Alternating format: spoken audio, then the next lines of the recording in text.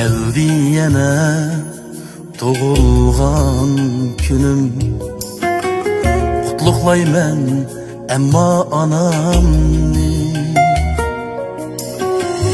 Geldi yine doğulgan günüm, qutluklayman emma anamni. Sunğaçqa o qaysarlik bilan hayotga bir nurluq shamni.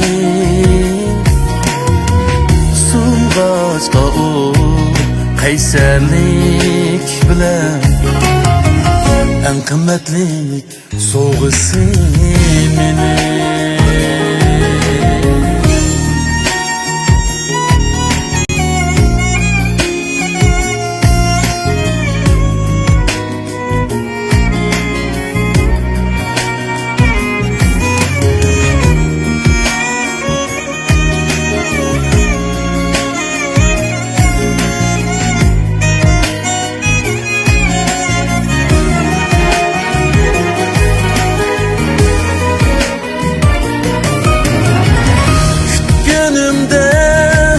Taqatsizlik bilan qutluklaşqa tug'ilgan kunimni.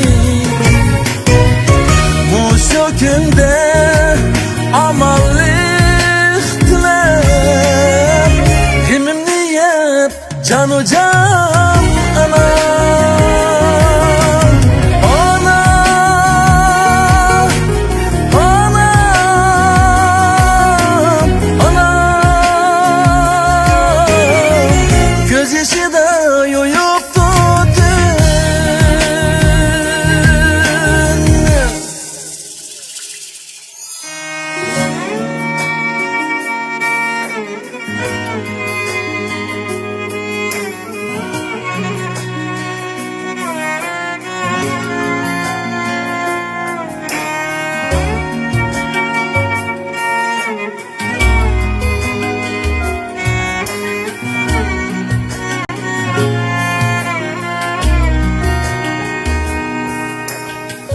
Bala üçün tartsımı azap,